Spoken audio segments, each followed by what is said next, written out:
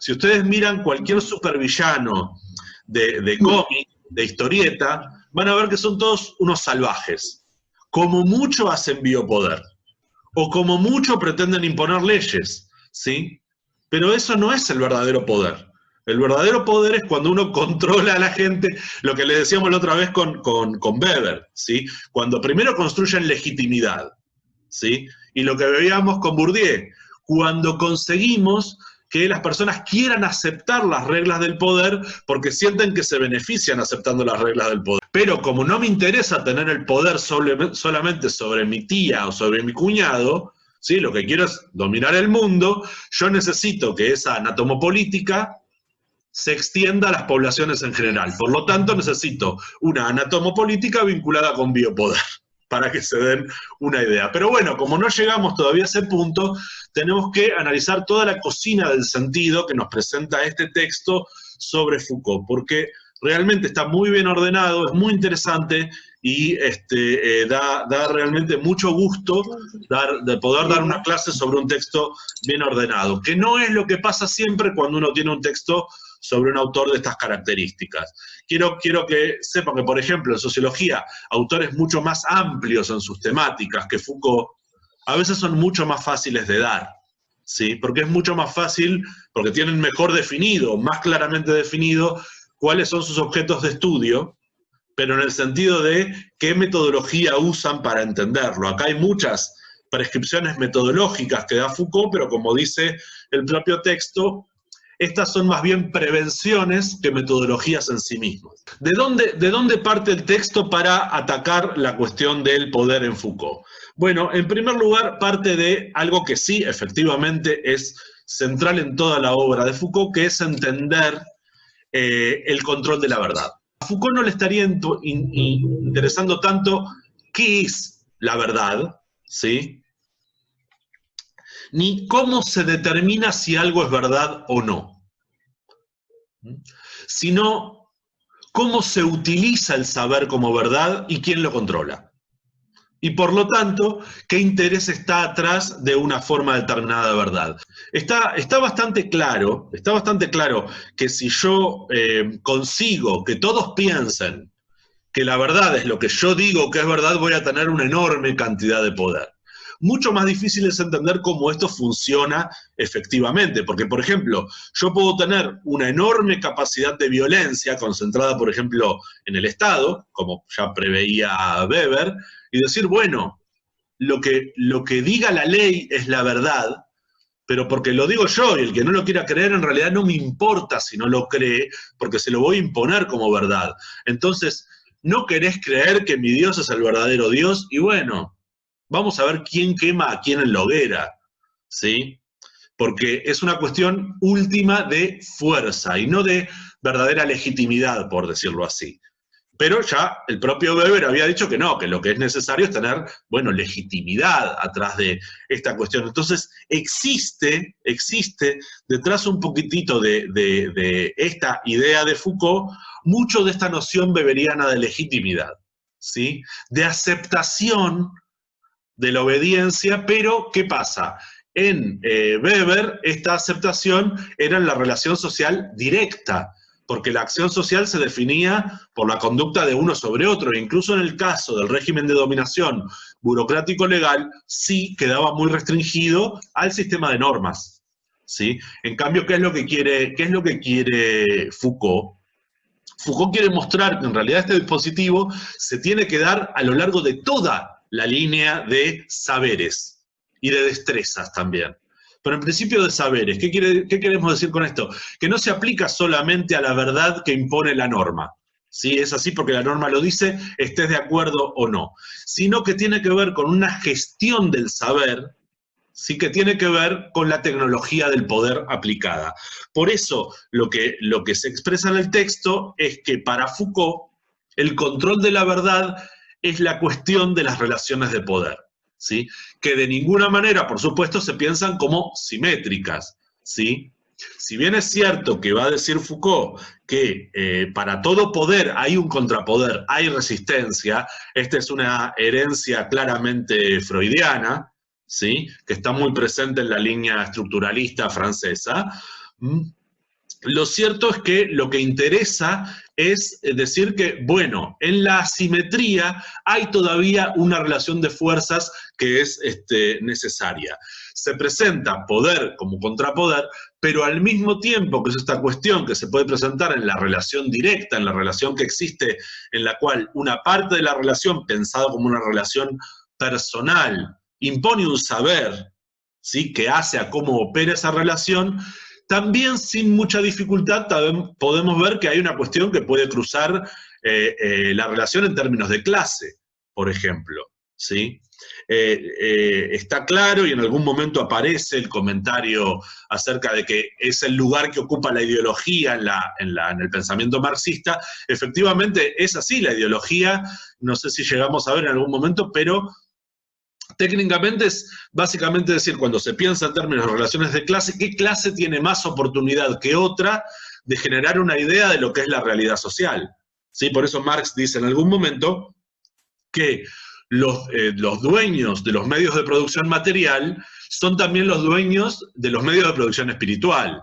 Por ejemplo, en nuestro caso, en nuestra época está muy claro, por ejemplo, que son dueños de los medios de producción también los dueños de los periódicos, de los medios masivos de comunicación, ¿sí?, de las editoriales. Entonces, hay cosas que tienen más prensa que otras, y por lo tanto hay discursos que tienen más posibilidad, más probabilidad de ser interpretados como verdad que otros, aunque más no sea por mera repetición. Muchas veces ustedes escuchen los noticieros, por ejemplo, y existe un concepto periodístico que es el repiqueteo.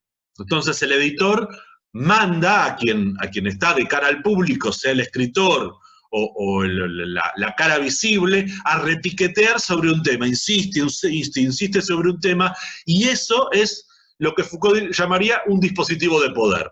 Nos va generando en la cabeza la idea de que ese tema es importante. Pero así puedo construir un montón de cosas. Por ejemplo, puedo construir la idea de que es mucho más importante el valor del dólar, que a lo mejor en nuestra vida cotidiana, si soy pobre y no tengo trabajo, ¿qué carajo me importa el valor del dólar? Pero consigo que sea más importante el valor del dólar, por ejemplo, que el nivel de desempleo.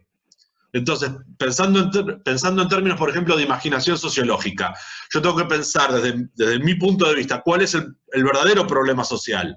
El valor del dólar, el tipo de cambio, ¿sí?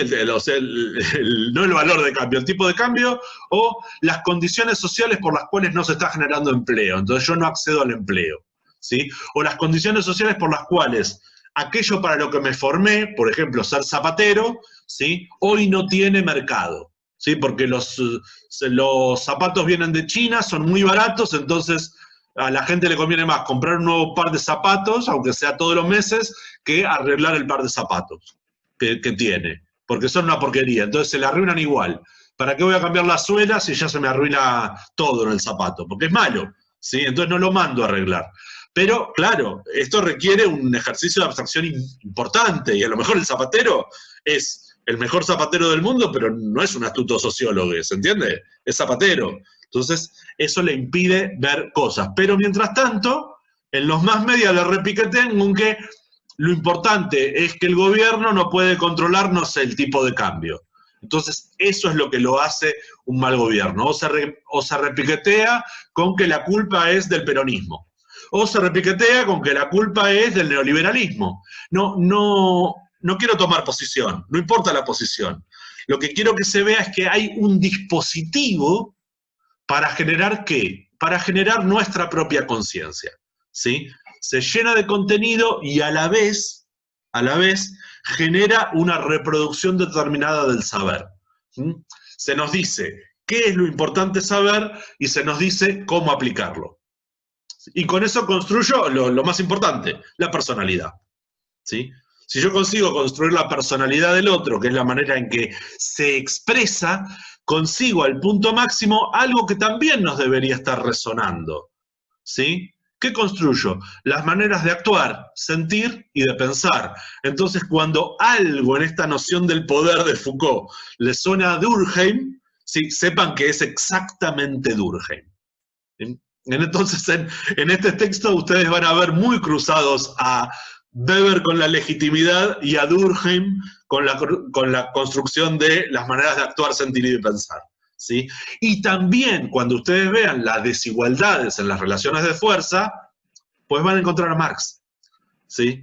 No hay en un autor como Foucault auténtica contradicción entre estas maneras, porque uno de los trabajos de los autores a lo largo del siglo XX fue conciliar a los grandes autores de fines del siglo XIX, está claro. Y normalmente así avanza la historia de la ciencia. Se van a decir cosas diferentes, por supuesto, pero los demás van a estar incorporados de alguna manera. O, en palabras de Albert Einstein, lo mejor que le puede pasar a una teoría es ser incorporada a una teoría más amplia, aunque sea cambiando muchas cosas. ¿Sí? Esto es un aspecto general que yo quería que vieran porque facilita un poco la lectura. ¿Por qué? ¿Por qué? ¿De dónde salen estas cosas? Bueno, salen con cierta facilidad, incluso con los poquitos autores que nosotros trajimos, porque además es una de las razones que... sí, ahora voy a lo que me pide Carla, sí, ahora repito eso. Es lo que nos permite pensar relaciones, sobre todo. Lo que decía de que en Foucault el poder en realidad es una forma especial de relación, ¿sí? Es una relación donde se determina el valor verdad, pero no se determina linealmente, ¿sí? Sino que hay una relación de fuerzas. Es como si dijéramos, antes de que se imponga una verdad, no es una cuestión mecánica, sino que hay una lucha de poder, ¿sí? Y lo que tenemos como verdad es una resultante. Alguien pone lo que es, por decirlo, su verdad, otro pone la suya y se llega a una conclusión. Pero claro, esto sin ocultar que hay también vínculos materiales, ¿sí? O vínculos preestablecidos por la norma. Vale decir, por ejemplo, si yo entro a trabajar en un espacio donde hay jerarquías, pues podré oponer opiniones, pero en última instancia mis superiores jerárquicos podrán imponerme una línea de conducta. Si no es porque yo estoy convencido de qué es lo que tengo que hacer o porque estoy convencido de que eso es lo correcto, bueno, por el mero imperio de la diferencia de autoridad, que en este caso no sería lo mismo que el poder. Profe. ¿Sí? ¿Quedó más claro? ¿O? Sí, sí, yo quería preguntarte si está relacionado con la violencia simbólica, como vos nos explicabas la otra Sí, vez, que era decir... absolutamente. Esta es una de las razones por las que yo decía que los textos estaban quizás puestos al revés. ¿Sí? Sí. Foucault explica primero la violencia simbólica, pero no la llama así. Efectivamente, yo decía que la otra vez que la violencia simbólica es aquella que uno se aplica a uno mismo como un hecho social, pero no es percibida como coactiva. O sea, la gran diferencia con el hecho social como coactivo que Bourdieu nos trae esto es que no es percibido como tal. Efectivamente, cuando yo tengo incorporada una verdad sobre cómo tengo que comportarme en una relación, que es lo realmente importante, se vive como violencia simbólica. Quiero decir, si yo pienso que en una relación afectiva tengo que estar lindo para el otro, que yo solo me lo merezco si estoy lindo al otro, es la violencia simbólica, está operando con cierta transparencia. Ahora, hay que decirlo, en general no opera con transparencia. En general opera con bastante sutileza, por decirlo así. E incluso contribuye a reforzar las relaciones de poder que son claramente jerárquicas o por decirlo así, normativas, ¿sí? Vale decir, yo estoy en una institución donde efectivamente el otro es mi superior jerárquico. Entonces, lo tengo que obedecer o pierdo el empleo. Sí, ahí está clarísimo. Pero no está ahí realmente, diría Foucault, la cuestión del poder. La cuestión del poder va a estar en los mecanismos que me mantienen atado a la relación social de manera subrepticia, por violencia simbólica. Vale decir, por ejemplo, ¿cómo accedo yo a la realidad en mi puesto de trabajo? ¿Sí? Entonces, si mi empleador tiene acceso a determinar qué información tengo yo sobre mi trabajo, ese sería el dispositivo de poder. O incluso sería el dispositivo de poder si mi empleador puede controlar mi tiempo en relación a mi trabajo, es decir, a qué hora me siento a trabajar, a qué hora puedo ir a comer, en qué momentos puedo ir al baño. Si ustedes miran, yo siempre doy como ejemplo el que más me gusta, el jardín de infantes. Porque uno dice en este sentido, no hay persona más buena en el mundo que un maestre jardinero, ¿sí?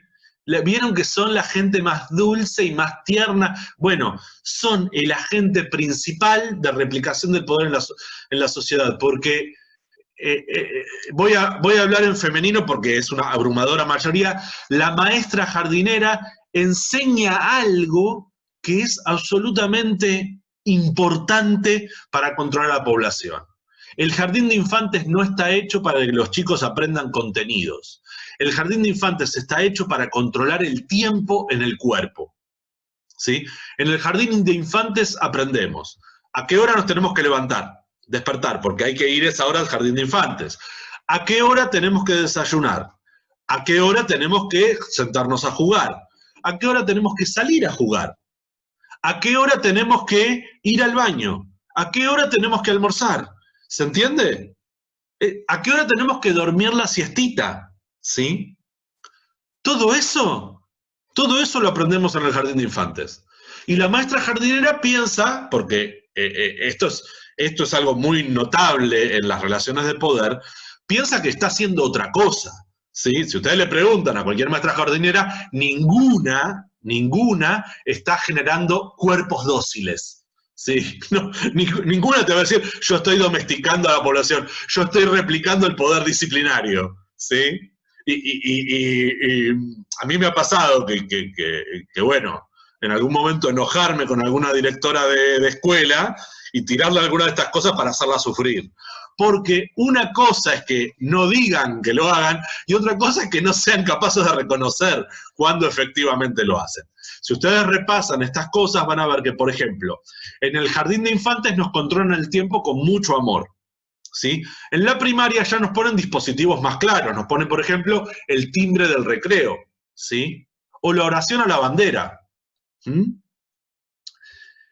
O nos ponen la separación de asignaturas. Ya sabemos que la primera hora del lunes tenemos música, la segunda hora tenemos matemática, o tenemos con el profe Pepe, o tenemos con la seño Claudia. La organización del tiempo ya es más estricta, ¿sí? Y los dispositivos de poder son incluso un poco más claros, porque el tiempo tiene que estar mejor dividido. Tampoco te va a decir la seño Emilia o el profe Pepe que están haciendo control del tiempo, ¿sí? O control de los contenidos, pero es efectivamente lo que están haciendo. Mucho más claro es cuando ustedes ven lo que es el calendario escolar en la primaria y van a ver que está estructurado todo por ejemplo, por las fiestas patrias, ¿sí? Con lo cual entra la ideología del nacionalismo, pero junto con eso entra toda una estructura de reflexión sobre la realidad y de relación con, por ejemplo, con las relaciones de autoridad de poder directo. Por ejemplo, no pensamos inmediatamente que cuando nos enseñan el concepto de próceres, nos están diciendo que hay que obedecer a una voluntad externa, ¿sí? El prócer en el pensamiento nacionalista ocupa el lugar de Dios o de los santos, ¿sí? O de los profetas o del Mesías, no me importa de qué figura religiosa, pero se entiende que son bastante análogos, ¿sí? Entonces, de hecho, yo por ejemplo tuve una profesora de secundaria que estaba rayadísima, pero en su raye hacía explícito el dispositivo de poder. Por ejemplo, quería que los estudiantes le rezáramos a San Martín, ¿sí? Porque ella no discriminaba por la religión. De hecho, tuvo una frase famosa que es la siguiente: ven chicos, este estudiante es judío, pero yo lo trato como si fuera normal. Sí, a ver si sí, es buenísimo, es buenísimo. Y lo hacía con todo amor, buenísimo, genial, buenísimo. Pero además quería esto, rezarle a San Martín. ¿Qué es lo que hacía? De alguna manera se le cruzaron los cables, ¿sí? Pero en ese cruce de cables reveló el dispositivo de poder. Claro, yo en aquel momento era un salvaje de secundaria que le importaba solamente jugar a la pelota, entonces muchos años después pude hacer el cruce. No es que en el momento dije, ajá, la profesora tal está usando un dispositivo de poder. No funciona así. Es un trabajo como el de la imaginación sociológica. Hay que entrenarse para ver estas cosas, ¿sí? Bueno, Entonces, de alguna manera, el control de la verdad o la disposición de la verdad en las relaciones sociales ocupa el lugar de la legitimidad, ¿sí? Una vez que se consiguió imponer una verdad, esa verdad construye la legitimidad de la relación, ¿sí? ¿Por qué? O acatamos porque es verdad, ¿qué otra cosa? Es la construcción del sentido común, es verdad. ¿Cómo no voy a hacer eso? Quiero decir, si yo acepto, por ejemplo, la idea aristotélica de que como soy un bárbaro, soy un no griego, ¿sí? Nací para ser esclavo, si digo eso es verdad, pues no hay mucho lugar para que en la relación dueño-esclavo yo me oponga a la relación. ¿En base de qué me voy a resistir? Si Aristóteles me dijo que voy a ser feliz siendo esclavo. Bueno, en este ejemplo que es muy tosco, decir, vamos, nadie se la cree esa. Y sin embargo, ustedes vienen al siglo XXI, estamos en el siglo XXI, ¿no? Y gracias, sí, por un momento tuve la duda. La cuarentena se hizo tan larga que por ahí a lo mejor ya estábamos en el 22 y bueno, qué estúpido. En fin, bueno, en el siglo XXI ustedes encuentran un montón, pero un montón de gente que defiende alegremente los intereses pero yo no les digo la burguesía, porque eso está bien, ponele, ¿no? De la oligarquía más concentrada, ¿sí? Entonces, de pronto surgen cosas como, no sé, todos somos el campo, ¿sí? Porque nos metieron la idea que toda la riqueza en Argentina se produce en el campo y los demás son todos vagos peronistas. Entonces, ¿cuál es la idea atrás de eso? Que si cualquier gobierno hace una política que afecta a los intereses agroexportadores, que ni siquiera es el campo, se confunde al productor con el agroexportador concentrado, que no tienen nada que ver. Una cosa es un chacarero chiquito que tiene 150 vacas, ¿sí? Y otra cosa es la compañía exportadora de carne que compra toda la producción barata y la vende cara, ¿se entiende? Son dos cosas totalmente diferentes.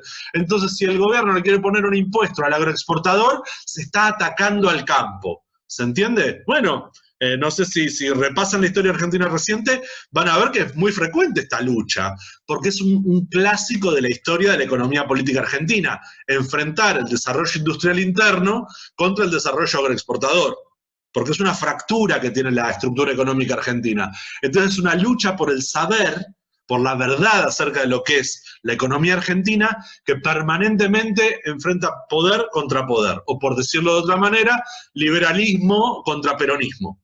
¿Sí? Esa es la expresión que tiene un poco en Argentina. ¿Por qué? Porque en Argentina no tenemos laborismo, tuvimos peronismo.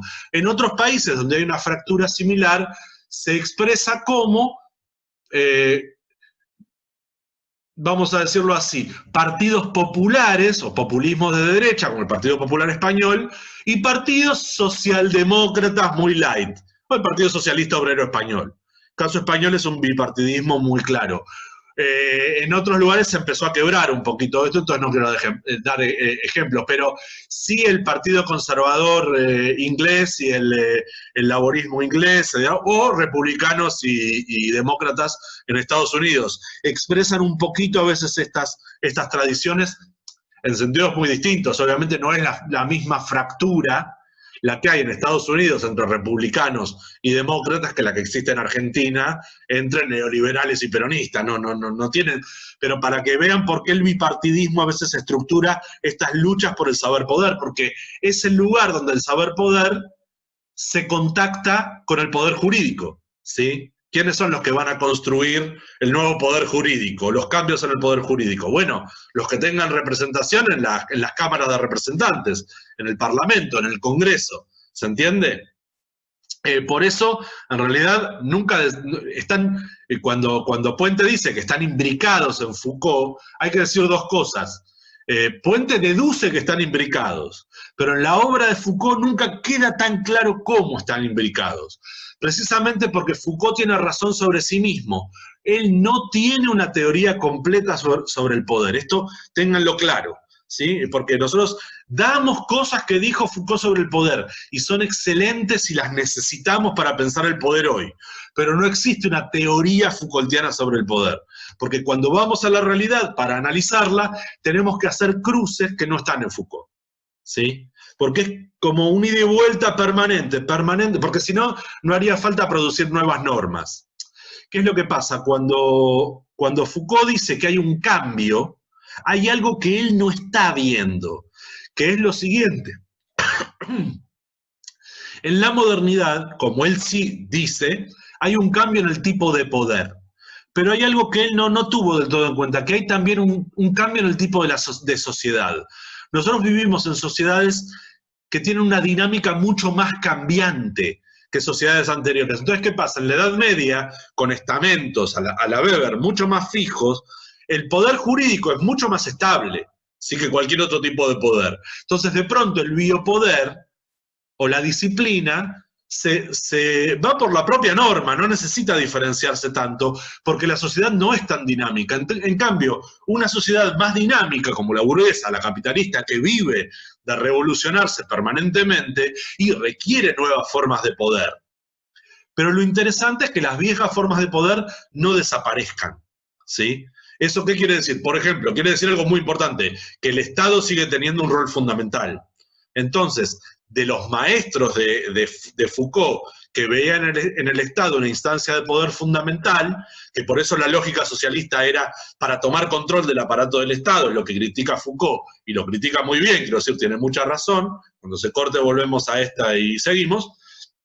Acá se presenta de otra manera. Y bueno, yo podría decir que ahí estoy corrigiendo a Foucault, y sin embargo hay algunos que dicen que no, que Foucault también lo entendió, pero que no tenía cómo expresarlo, pero que está en la idea de que el poder es un fenómeno histórico. Sí, también es verdad, para Foucault está muy claro que el poder es un fenómeno histórico, si no es algo trascendental, si cambia con la historia. Entonces, ahora estamos en condiciones de pensar un poco más qué es lo que nos va diciendo Foucault acerca de las distintas concepciones del poder. Que yo quise hacer sobre todo énfasis en esta cuestión de el comportamiento simultáneo, ¿sí? Antes que pensar en una cuestión sucesiva. A mí la cuestión sucesiva es algo que me genera muchísimas dudas, porque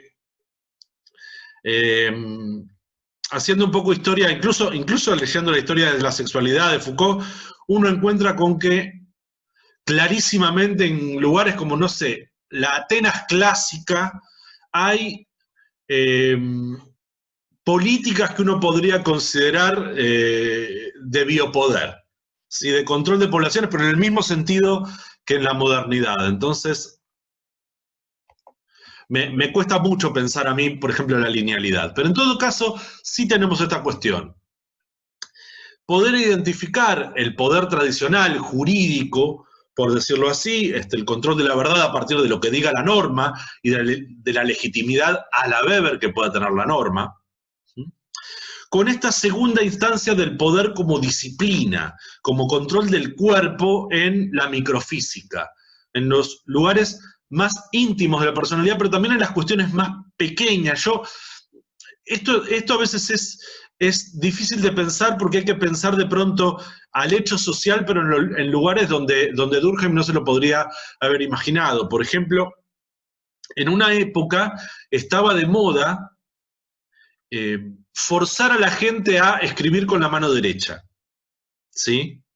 Si ustedes miran los pupitres en la universidad, ahora no nos pasa porque no estamos, pero cuando estamos en el aula yo siempre pongo el ejemplo. Los pupitres están hechos para diestros, ¿sí? Hay pocos pupitres para zurdos, ¿sí? Yo, por ejemplo, tuve ese problema, pero de manera directa. Yo cuando estaba en la escuela primaria no había pupitres para diestros o para zurdos. Eran las mesas un poco más alargadas. Pero ¿qué pasaba? Si yo era zurdo, como efectivamente yo tenía tendencia a eso, molestaba a mi compañero de al lado. Pero lo único que había que hacer era cambiar de lugar, ¿se entiende? Si entrábamos dos por banco, se nos pone opuestos, pero no. ¿Qué se hacía? Nos ponían cruzados para que chocaran los brazos. Entonces, uno tendría que estar obligado a escribir de ese lado. Y por otro lado, se inventó la carpeta con anillado. No sé si vieron que la carpeta con anillado es imposible para un zurdo. Sí, es horroroso. O sea, te castiga. Eso es un dispositivo de poder, ¿sí? Cuando te convierte en un monstruo simplemente porque te pone incómodo. ¿Se entiende? Y con eso puedo hacer cualquier cosa. Cualquier cosa. Puedo hacer sentir mal a la gente con las cuestiones más absurdas que ustedes se puedan imaginar. ¿Sí? Como por ejemplo, el color de piel. ¿Sí? Quiero decir, está claro que es poder jurídico cuando yo determino que el negro es inferior. No pasa por ahí. ¿Sí? El poder disciplinario pasa cuando yo me siento mal, ¿sí? Si nací negro, ¿sí? Y al mismo tiempo, en la misma sociedad, me siento mal si nací muy blanco, ¿sí? Pero no sé cómo es la experiencia de ustedes, pero yo, por ejemplo, no puedo tomar sol. Yo soy una persona que pasa del blanco horrible al rojo camarón con pinta de ser un cáncer de piel e inmediatamente paso al blanco de nuevo, ¿sí? No hay Alejandro tostadito.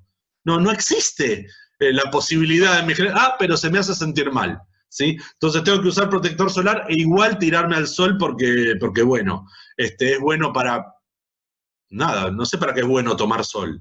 No lo entiendo y sin embargo, bueno, la gente va a la playa a tomar sol.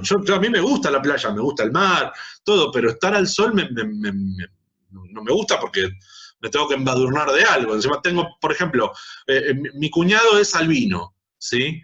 Pues lo hacen sentir todavía peor, es peor que ser negro, ser albino, porque el albino es tradicionalmente algo horrible, para algo que, y no es nada, ¿sí? Se tiene que cuidar más del sol, nada más, no le hace nada a una persona, pero si yo genero el dispositivo de poder que diferencia a la gente por el color de piel, a veces simplemente por oponer a una cosa consigo un dispositivo de poder en otra.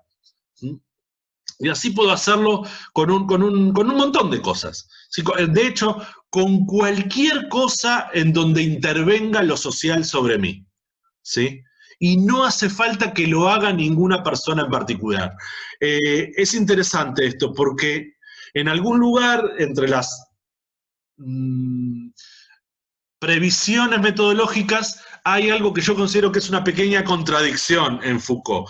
Por un lado nos dice que el poder está en la relación social y por otro lado nos dice que no necesariamente es necesaria la relación social para que exista el poder.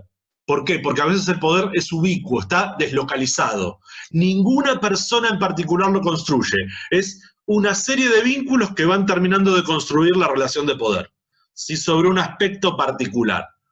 Por ejemplo, no hace falta que nadie diga que hay que convertir en diestros a los zurdos. Simplemente con que para mí, para comerciante, como fabricante, me sea más barato producir pupitres para diestros que andar produciendo pupitres para diestros y para zurdos, ya con eso tengo un dispositivo de poder construido, ¿sí? Solamente porque es mejor para mi desarrollo comercial. Y en esta época en particular, donde tantas cosas pasan por el mercado, imagínense cuántas cosas son preferibles en ese sentido. Por ejemplo, construir la calvicie como un defecto, ¿sí? Al único que le conviene es al que vende productos para el pelo, ¿sí? ¿Se entiende? ¿A quién más le puede interesar dominar al pelado por ser pelado? No hay dispositivo de poder para eso. Sin embargo, el que encontró que es interesante el negocio, ¿cuál es la diferencia? ¿Vieron la distancia que hay entre diferencia y desigualdad? ¿Qué es lo que tengo que hacer? Bueno, agarro una diferencia que hasta ahora nadie explotó. ¿Ustedes quieren producir un producto para vender en el mercado? Les doy la clave. Encuentren una diferencia entre las personas que nadie explotó como desigualdad. La convierten en una desigualdad e inventan un producto para solucionarla. ¿Se entienden los 3 pasos? ¿Sí? Encontrar la diferencia que nadie explotó, convertirla en una desigualdad diciéndole a una de las partes que está mal ser diferente e inventar un producto para solucionarlo. Por ejemplo, si tienen, no sé, la diferencia que hay de cantidad de pelo en las cejas. Yo lo digo así y suena una pelotudez. Inmediatamente, ¿qué es lo que tengo que decir? Si tenés mucho pelo en las cejas, te queda horrible, varón. ¿Sí? Y lo siguiente que tengo que hacer es vender pinzas para las cejas, ¿sí? Y después empieza la competencia. ¿Cómo mejoro la pinza para las cejas? Depilación definitiva de cejas, ¿sí? Y al contrario, con la misma diferencia hago lo contrario. Ya inventé con que si tenés mucho pelo en las cejas es malo. Ahora tengo que inventar que si tenés poco pelo en las cejas es malo también. Entonces te vendo el pincelito para... no, el pincelito es para las pestañas. Para dibujar. Ustedes saben lo que quiero decir, el pincelito para tener más cejas. Entonces, ¿qué consigo? Que el que tiene más cejas se saque cejas, ¿sí? Y el que tiene pocas cejas se ponga cejas. ¿Cuál es el sentido de esa lógica del poder? Nada. El objetivo es vender la porquería para las cejas. No hay otro. No hay otro. Y con eso te diferencio todo. El color de ojos, ¿sí? Te diferencio el color de ojos, te digo, este color de ojos es malo, porque queda feo. La única lógica que puede tener eso es vender lentes de contacto. Mientras no existían los lentes de contacto, no existía la tecnología, a nadie se le ocurrió decir una cosa así. Ahora se les ocurrió decirlo. Pero ¿cómo lo dicen? No te dicen, tus ojos marrones son feos. El 82% de la población mundial tiene ojos castaños, ¿se entiende? Entonces, en realidad los anormales son los que tienen ojos claros, ¿sí? Pero a nadie le dice que esos son los monstruos. En buena medida porque los ojos claros son parte de una construcción de las representaciones de los que son los sectores dominantes a nivel global, ¿sí? Bueno, digámoslo así, los nazis perdieron la guerra, ¿sí? Pero la noción esta de que los rubios son mejores que los pardos, como que no perdió la guerra, o no la perdió tanto, ¿sí? No sé si queda claro, ¿sí?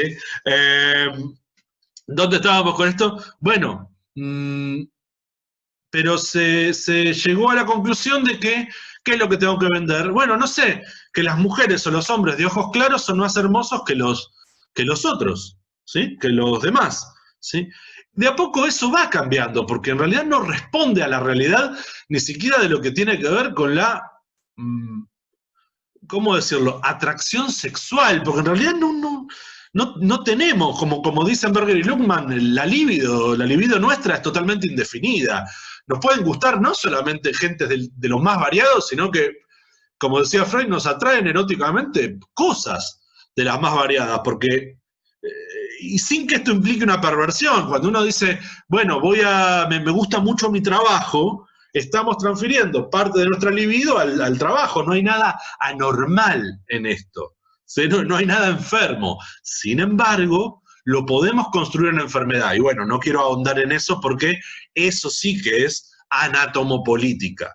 Cuando yo tomo a la psicología como ciencia humana, vieron que está distinguido, pero sobre todo como ciencia social, convierto a la psicología tanto en una herramienta de anatomopolítica como de biopoder, ¿sí? Porque puedo decir, bueno, toda esta población es enferma. Entonces ahí puedo hacer algo, ¿sí? Entonces, por ejemplo, le vendo alimento de mala calidad, ¿sí? Porque es más barato y puedo pagar menos salarios. Quiero decir, yo le tengo a la gente, para pagarle menos salarios, los alimentos de una sociedad tienen que ser baratos.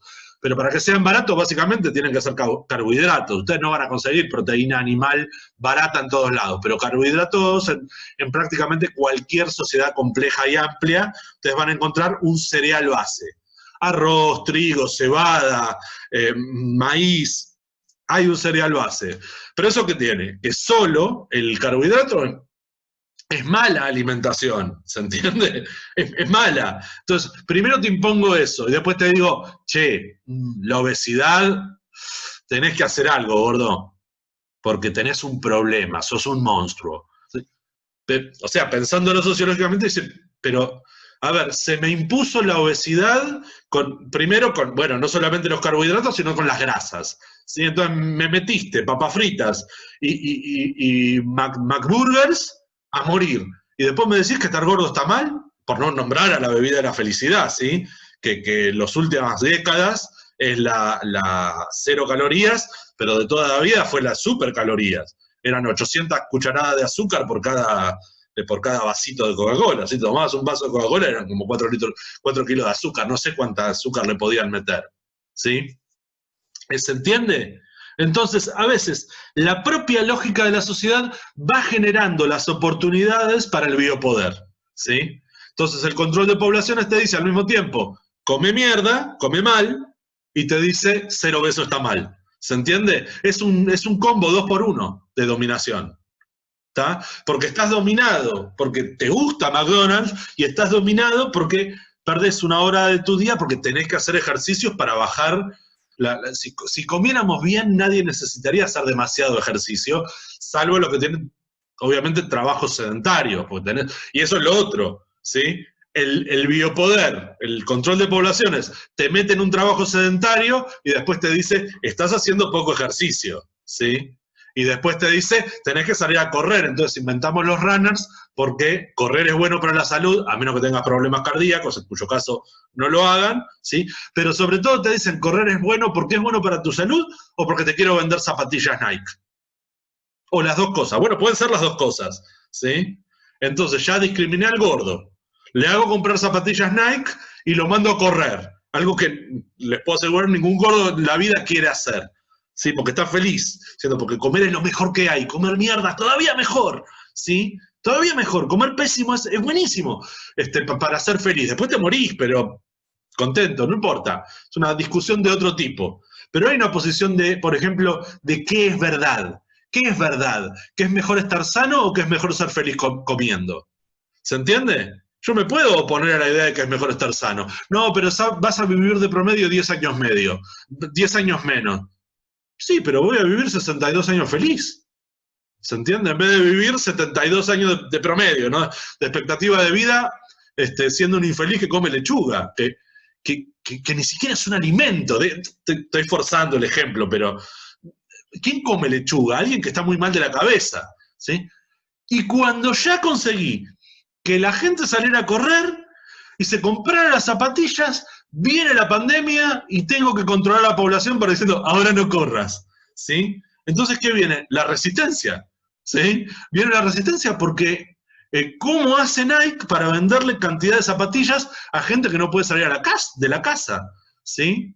Bueno, yo les aseguro que si esto continúa, en 4 meses Adidas te impone la zapatilla especial para hacer deportes indoor, pero indoor, en casa.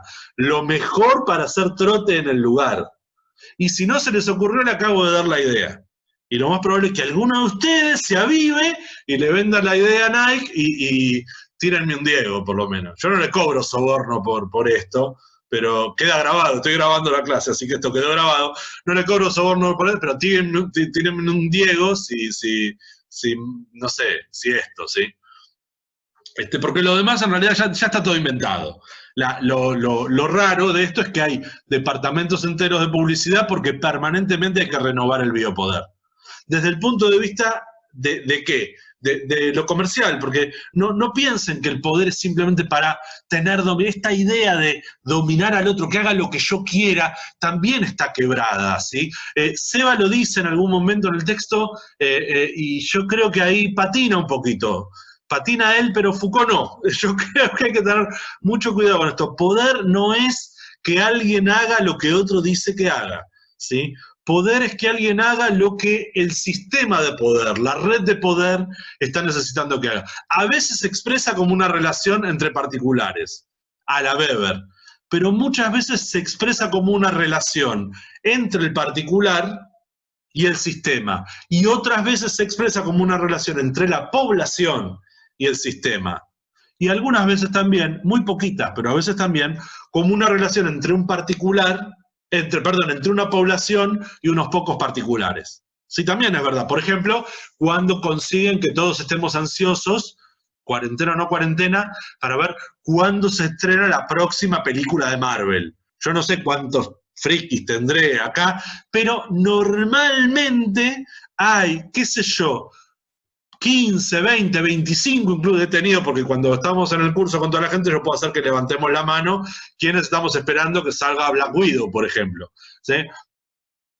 Eco, tal cual, hay un porcentaje, se ve bastante, solo de los que tengo cámara tengo mayoría de los que levantamos la mano, ¿se entiende? Entonces, ¿esto qué significa? Esto significa que tenemos una parte importante de la población, el poder tampoco tiene por qué aplicarse a toda la población, con que tenga segmentos importantes ya es biopoder, ¿sí?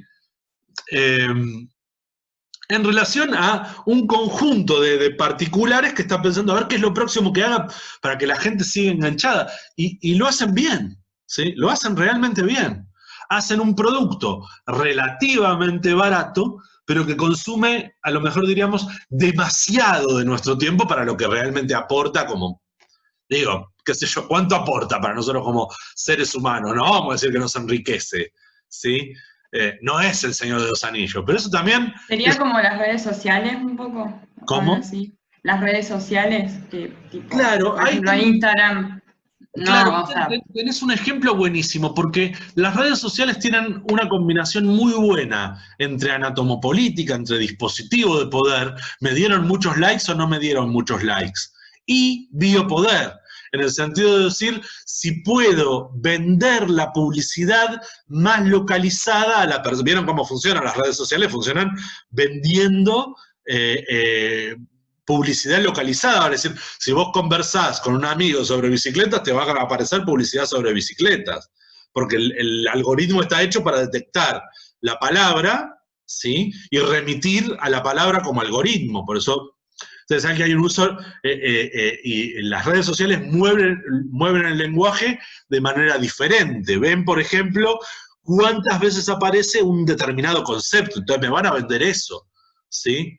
Entonces, si yo tengo una conversación con mis amigos acerca de, no sé, qué sé yo, actrices de Hollywood, ¿sí? ¿Quién es más linda? Si, no sé, Halle Berry o Margot Robbie, ya por esa conversación lo más probable es que nos aparezca publicidad de alargadores penianos, ¿sí? Un producto que ni siquiera funciona. Sí, ríanse, pero lo calculamos, lo hemos medido. De hecho, lo hemos hecho a propósito para ver si funciona. No con este tema en particular, sino cómo hacen los tipos para saber si el algoritmo funciona. Y lo prueban. Agarran un grupo de control y dicen, ustedes en las redes sociales háganse falsos perfiles y hablen de este tema.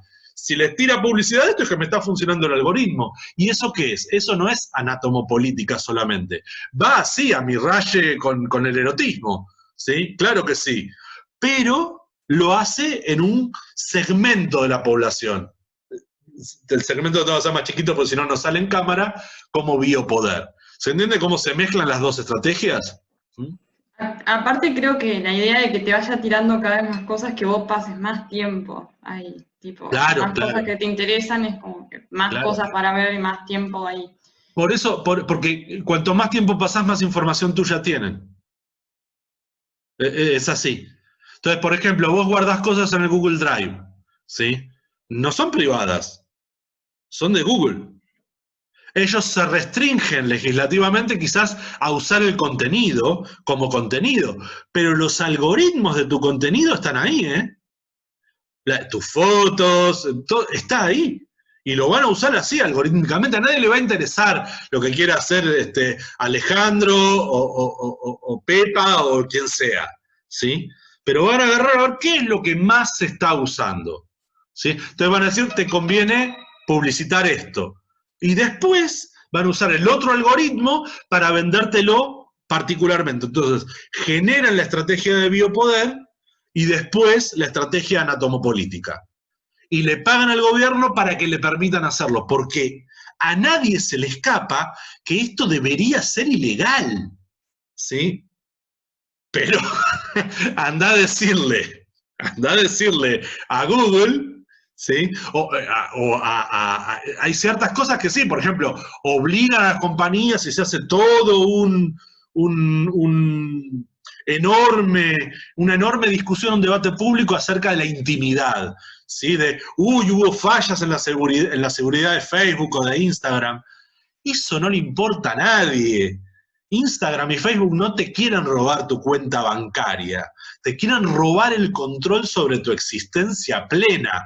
En este sistema a nadie le importa ya el dinero. Nunca fue una cuestión de dinero, es una cuestión de poder, ¿sí? Por eso nadie que quiera dominar el mundo debe preocuparse por el dinero, ¿sí? El dinero es una consecuencia del control del poder. Y lo más gracioso es que la inmensa mayoría de los multimillonarios no tienen idea de que están controlando poder y no dinero. Es decir, son esclavos del propio sistema de poder. Tienen la compulsión de generar más dinero y esa compulsión no es propia. Por eso hay que tener mucho cuidado con esto. En la relación de poder, no solamente es el subordinado el que está sometido a la relación de poder, el otro también está sometido a la relación de poder. El ejemplo más cabal vuelve a ser Weber. Régimen de dominación burocrático-legal. No es solamente el que va a hacer el trámite, el que está dominado por el poder burocrático-legal. El que está más dominado todavía por el protocolo es el propio burócrata. Se ve con claridad que el tipo tiene que cumplir, tiene que poner el sello o no poner el sello. El protocolo le dice si hace pum o si no hace pum. ¿Se entiende? Es un aparato. Pero lo mismo le pasa al multimillonario que hace guita. Si tenés más de 15 millones de dólares, ¿para qué corno querés tener 15.000 millones de dólares? Te vas a tu casa. No, Mark Zuckerberg tiene ideas acerca de Facebook o de todo lo que tiene ahora, ¿sí? Acerca de por qué es bueno seguir trabajando para eso. Porque yo creo que tipos como Mark Zuckerberg o Bill Gates ya se dieron cuenta. No trabajan ya por el dinero, trabajan por el poder, ¿sí? Pero también cuando trabajás por el poder, si querés ser Lex Luthor, un supervillano en serio, ¿sí? Ustedes ven a Lex Luthor, no trabaja por la guita, la tiene, pero la usa para conseguir más poder. Por eso son supervillanos bien construidos. Ustedes no van a ver a Thanos tratando de tener plata. Él hace biopoder, dice control de poblaciones, quiero liquidar a la mitad de la población del universo. Y cuando termina dice, eso no funciona, entonces voy a construir a toda la población del universo a mi imagen y semejante, a la imagen y semejanza de mi ideología, que por supuesto tampoco es de él, ¿sí? Alguien le metió al pequeño Thanos en la cabeza lo que tiene que hacer con el universo. Bueno, esa es la hipérbole más grande de hasta ahora de Marvel y el poder, ¿sí? ¿Cuál sería una hipérbole todavía más grande? Bueno, que se aplique a todo el multiverso, ¿sí? Vale decir, Dormammu. Pero bueno, ya fue muy friki, ¿no? Ok, volvamos a controlar el mundo, porque antes de controlar el universo, hagamos la Iron Man. Quiero decir... Profe. Sí, perdón. Puede ser, usted corríjame, pero puede ser que esta teoría de Foucault de los dispositivos de poder tenga un poco de relación con el ejemplo que presenta Crompton de la concepción de las clases, sí, pero absolutamente. En la actualidad, porque yo por ahí el ejemplo que se me viene a la cabeza es cuando los medios romantizan que un niño que vive en una villa termine la secundaria, por ejemplo. Sí. Por ahí no tenemos la concepción desde nacimiento que decimos no vas a poder estudiar porque naciste en una villa intrínsecamente, digamos. No nos lo dicen explícitamente. Pero estos dispositivos de poder como que nos van formando la idea de que un niño que vive en una villa no es tan común que termine la secundaria como uno de clase media que vive en un barrio cualquiera, digamos. Sí, sí, es así. De hecho, Seba da el ejemplo de las pruebas PRISA. La preocupación del biopoder por que la población pobre esté suficientemente formada. Vos no podés emplear gente que no tenga lectoescritura, ¿sí? Ahora manejás todo por computadora, un tornero maneja una computadora, ¿sí? Ya no es como antes que el tornero, mi abuelo era tornero, pero tornero industrial manufacturero, ¿sí? Era una máquina eléctrica, pero el tipo se tenía que quemar las manos con el torno. En cualquier función industrial que quisieras, ¿sí? Ahora, si yo fuera tornero, bueno, pero lo haría con el control de la computadora, ¿se entiende? Es otra cosa, el conocimiento que yo tengo que tener. Pero en lo que vos decís, el biopoder funciona de otra manera. Cuando vos comparas la clase baja con la clase media, en realidad la amenaza está hacia vos como integrante de la clase media. Te dice, cuidado, tus monstruos es la clase baja. Si no estudiás, vas a terminar como la clase baja. Acostumbrate a estudiar como clase media y tener un trabajo de mierda como tiene la clase media hoy, de manera regular, porque si no terminás peor. ¿Se entiende el dispositivo de biopoder? Entonces, el miedo es el dispositivo de biopoder. ¿Pero el miedo a qué? El miedo a terminar como la clase baja. No hay nada en este mundo, nada que te diga que alguien que vive en la clase baja tenga que ser más infeliz que un tarado de clase media que tiene un trabajo en un cubículo. Pero esa es la verdad que nos venden, o sea, claro, esa es la verdad que nos hacen creer. Esa es la verdad que nos venden, que necesitas un mínimo de comodidades.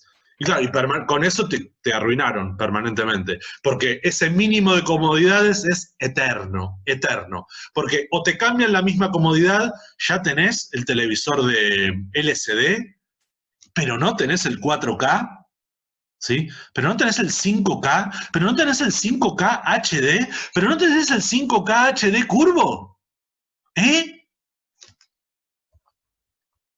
¿Se entiende? Y por ahí el pobre está mirando televisión, ahí el mismo partido, en el televisor de pobres 29 pulgadas, plano, con una caja atrás toda la vida, y es el mismo partido, el producto final que estás viendo. ¿De qué me sirve a mí ver si a Messi le salió una verruga? ¿Se entiende? Cuando además lo importante es ser feliz. Yo no sé cuándo pasó que somos más felices viendo fútbol que jugando al fútbol.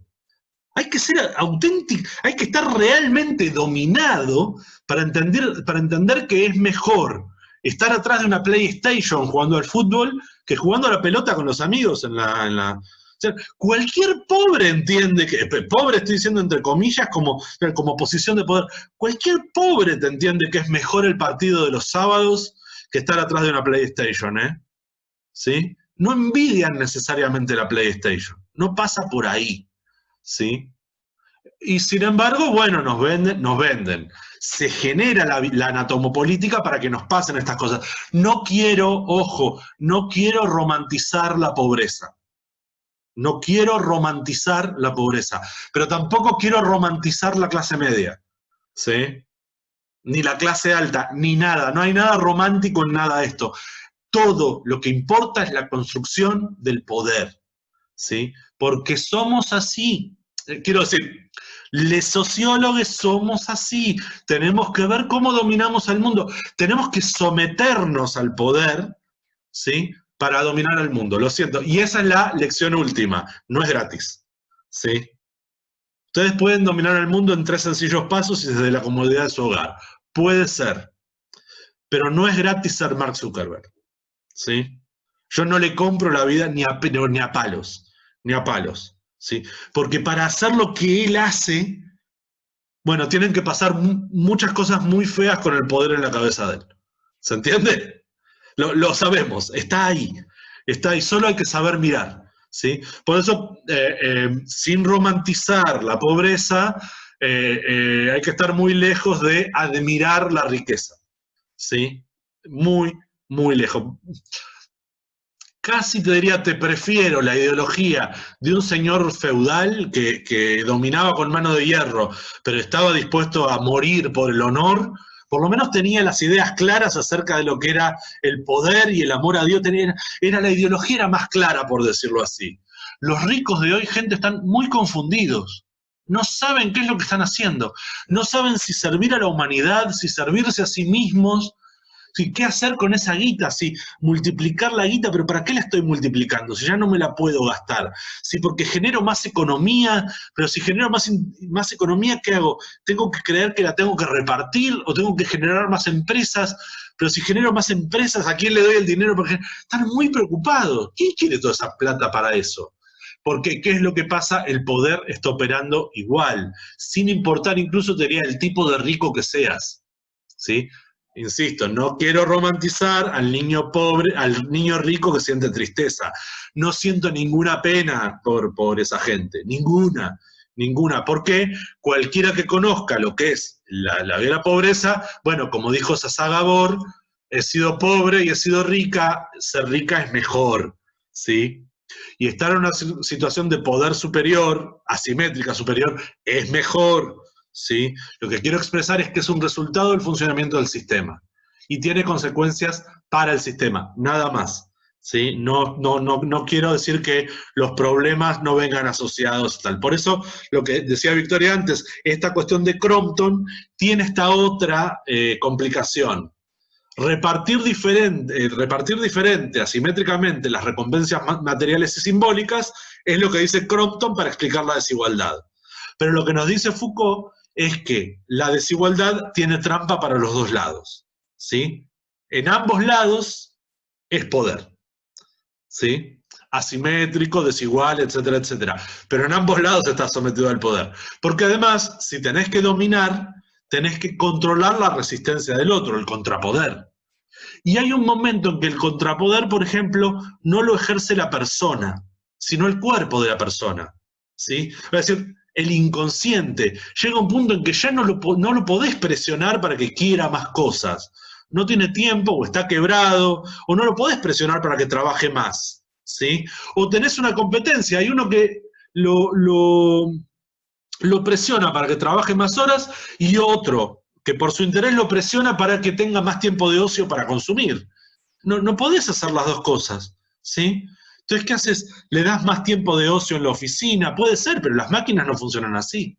¿Se entiende? Entonces, hay un conflicto, el conflicto capitalista no es solamente por apropiarse por una parte del mercado o por el tiempo del trabajador en el lugar de trabajo, también es una competencia por apropiarse del tiempo del trabajador dentro y fuera del lugar de trabajo. Y para eso, lo que decía antes, creo que era Carla, las redes sociales operando en todos lados. Y es una de las razones por las cuales inconscientemente se permite usar las redes sociales en los lugares de trabajo. Porque fíjense que de una red social como es Instagram, tenés un aparato de control como es WhatsApp que te tiene trabajando a las 2 de la mañana. Porque te llega un mensaje de trabajo a las 2 de la mañana y por compulsión lo respondés. Y yo les digo, a mí me pasa. Yo no desconecto WhatsApp ni el teléfono. Cuando me avivo, lo tiro al carajo. Porque piénsenlo así, ya estamos dominados. Voy a dar un ejemplo absolutamente bestial. Primero porque soy degenerado, pero para que se vea, pero además pensando en la historia de la sexualidad de Foucault, para que se entienda bien el último tomo. Ya estamos dominados, digamos, para que la sexualidad esté restringida. Piensen en una familia monógama clásica con chicos, al triste polvo del sábado por la noche. Imagínenlo encima con WhatsApp. ¿Sí? Por favor. ¿Sí?